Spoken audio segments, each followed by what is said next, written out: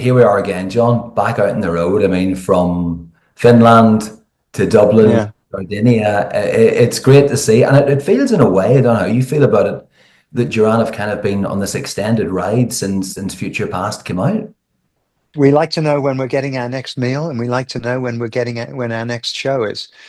This is unusual for us because it's the most, it's the deepest European tour that we've done in years. I mean, we're going to cities in Europe that we've not played in 20 years or more. So that feels good. It's taken forever to get that together. You're always, you're always trying to re upgrade the show, and like and you're constantly reflecting on what is it that makes us special. What is it? Is it, what are the songs, that people want to hear? What's the story that we're trying to tell? We're always trying to do that, right? There's the audiences, um, it's who they think that we are, and Yeah. then it's who we think we are, and every show is like an opportunity to make a particular presentation, which we look forward to. That's also something that we really enjoy. With this constant sort of sense of like, moving the pictures around in the gallery and saying, how does that one look best? What's that one? What if we played that one before that one? Yeah. Ah, whoa, that'd be interesting. Yeah. All Yeah. that stuff. Yeah, I mean, we've talked extensively before about set list and that kind of beautiful balance. I mean, I'd be shouting for late bar, I'd be shouting for last chance away, and definitely all she wants is if we're doing singles. But Right, right. but I know about that balance as we've said before, where someone's coming to see Duran Duran for the first time, you know. Yes. Well, that's the person that you're really laser targeting, actually. That's the guy that's been on that's had a toe in, that kind of like this song, kind of like that song, never really, imagine themselves as being a Duran Duran, would never want to call them a Duran Duran fan. And again, we've talked about it all, haven't we? But those are the people that you're looking to convince, and I think at this stage in our careers, we've got the catalog. I Yeah. think I think it's just about us performing in a way that is convincing and inarguable. And that's down to us and who we are today. It's great having the songs in your pocket. Yeah, look what the songs we wrote over the last 40 years. But then when you walk out on stage and you present yourselves as this is who we are now, then that's something else. And yeah, but fortunately, we're very passionate about what we do and how we present ourselves, and we've never dialed it in, and we're not about to start now. Yeah, for sure. I mean, as you say, a working band and the activity's great for the fans. There's no doubt about that. And those songs, John, have had such an impact on various people's lives for so many years. I mean, they mean probably a hell of a lot to people for individual reasons. Funny, when we're talking about balancing the set list, I was talking to a neighbor of mine from a few doors up who I didn't even know was a music fan, let alone a Duran Duran fan. She's got tickets for Dublin and said, I've waited 4 decades to see Hungry Like the Wolf live. And I thought, what if they didn't play it, you know? No Yeah. chance. No chance. Yeah, Um, that's in there. yeah, But it's a fascinating thing though to have that hunger. I was talking to Nick about this recently. It's that desire to constantly create, to constantly perform that has obviously kept the band going. And you're still as hungry as ever for it, aren't you? this is like it's like this big holiday that we've been planning. That's what that's how it is. It's like, yeah, and then we're going to go there, and then we get to do that, and you know, it's kind of exciting actually. Um, and we do a lot of peripheral things, like the perfume, for instance, which I'm sure you're aware of, right? We did that. That was a big Instagram moment for a few days. And you do these things because they're like brand, it's for the brand, and we're not just a band, we are a brand. But when you bring it back to the stage, there's just that's where, as the Americans like to say, the rubber hits the road. And there's no faking it. And that's what I like about it, because you can, I don't know, there's no faking it on the stage. It's your very, you've got to really deliver. Um and But that's, how great is that, to have something. I'm in my mid 60s now. Wait, my old man was retired by now. you Yeah, know yeah, I'm not even, we're not e- you know I mean, we're not even close. We found a gig. Nobody wants to retire from doing what we do. That's become apparent, right? yeah. And it must be the bit I would enjoy most would be that moment where you just sling your bass on for the opening of the set. And I would imagine that Yeah, the happiest place, without a shadow of a doubt, for the next 2 hours. definitely. When I put that bass on, it's like my posture just clicks into place. um it's been a part, it's like a limb. It's been a part of me for such a long time. And it's like when Spider-Man puts his costume on. Yeah, It's like suddenly you become vested with powers. It gives you powers. And it turns an otherwise shy guy into like an extrovert. yeah. You can do things with it. It's your, and I didn't know what it was going to become for me. you know. And I think actually, being a bassist, it's quite a different mentality from a guitarist in a way. It's it's a lot easier um to function kind of autonomously as a guitar player. Bass players need an ensemble. You've got to have mates in the room with you. You've just got to, otherwise it's just no fun. And so I think that, so not only do we as bass players, we work on our musicianship, but we also have to work on I think you often find that the bassists play a very political role within the band also, perhaps because they have the perspective to sort of sit back on the scene, whatever's taking place, and sort of see what's going on.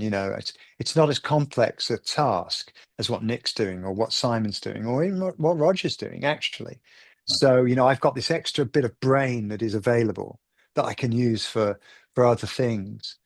And I quite enjoy using that. That's humble though, John, because some of those bass lines are very intricate. I mean, obviously you've been always, I reckon, a scenic route bass player, and you could argue. I mean, looking That's back, interesting. That's a funny sound. it's not like you'll always I find like that. a way to get there, the scenic route. But I think, for example, especially on the first two records, I mean, that bass was like a lead vocal. It was so prominent. Yeah, I mean, you know, the I think we began the 70s.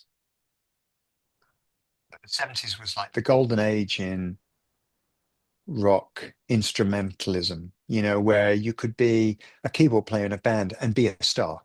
You could be a drummer in a band and be a star.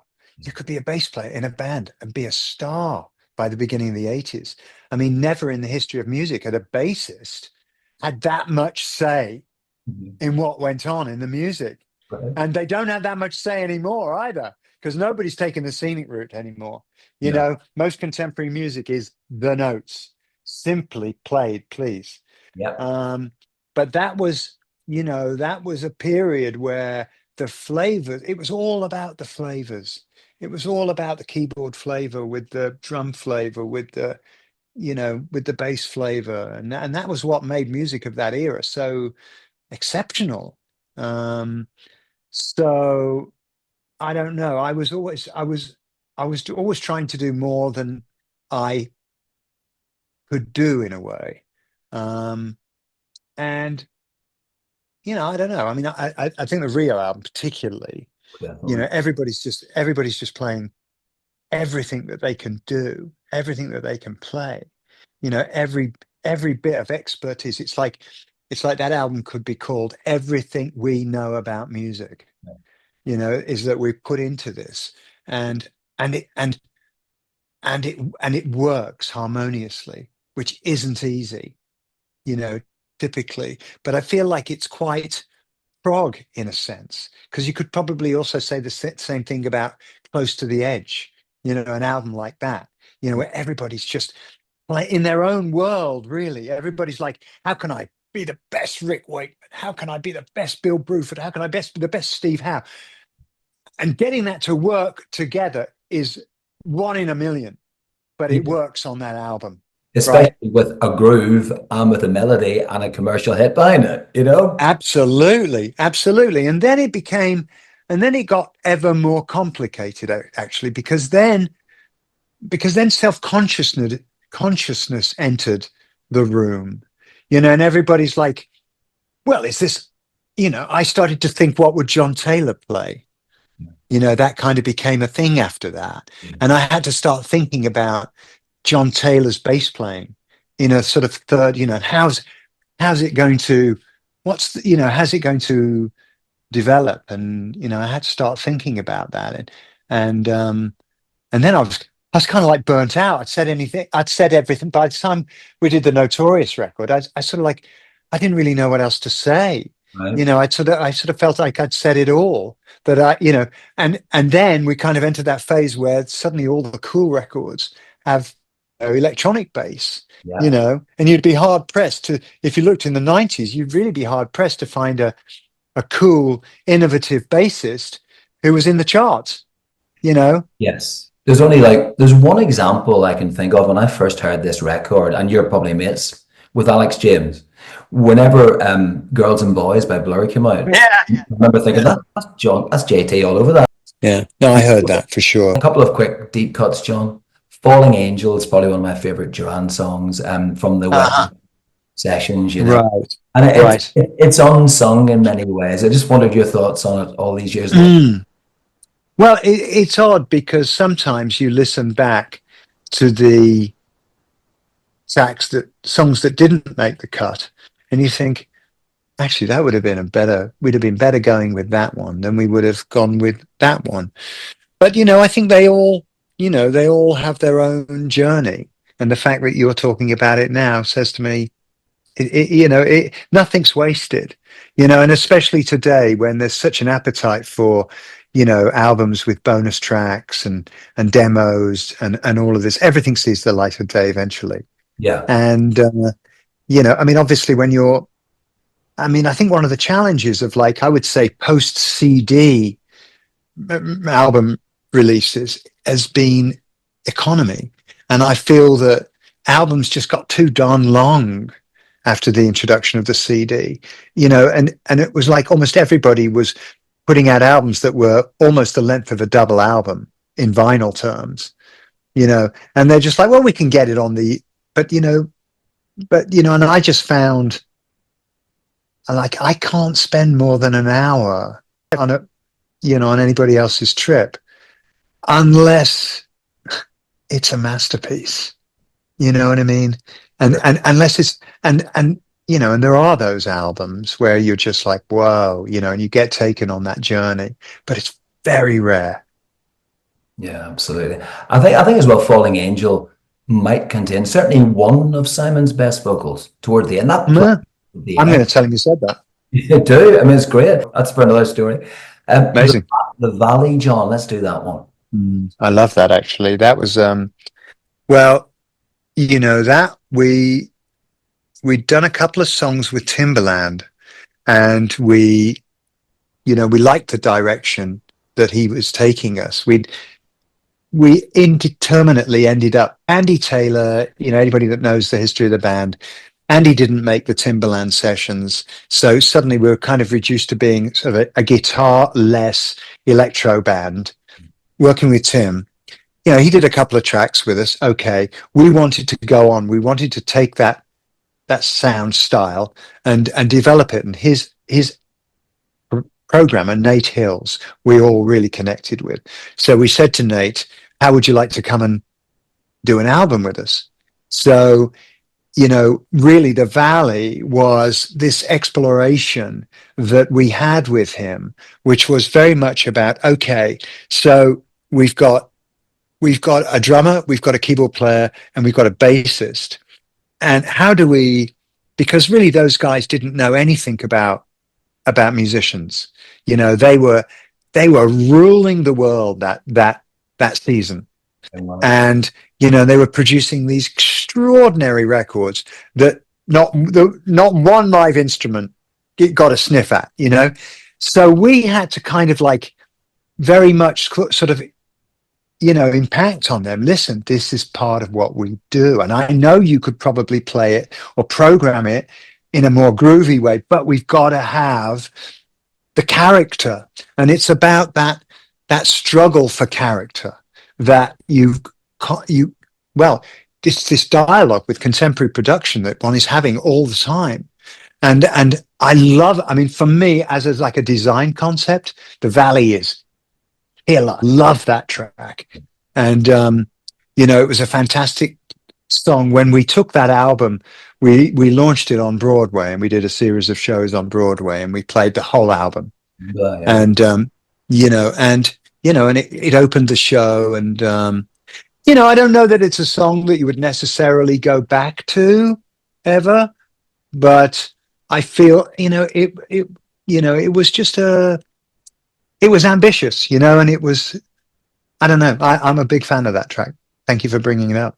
No, it's definitely, I think it's the best track on that record. It really is. Yeah.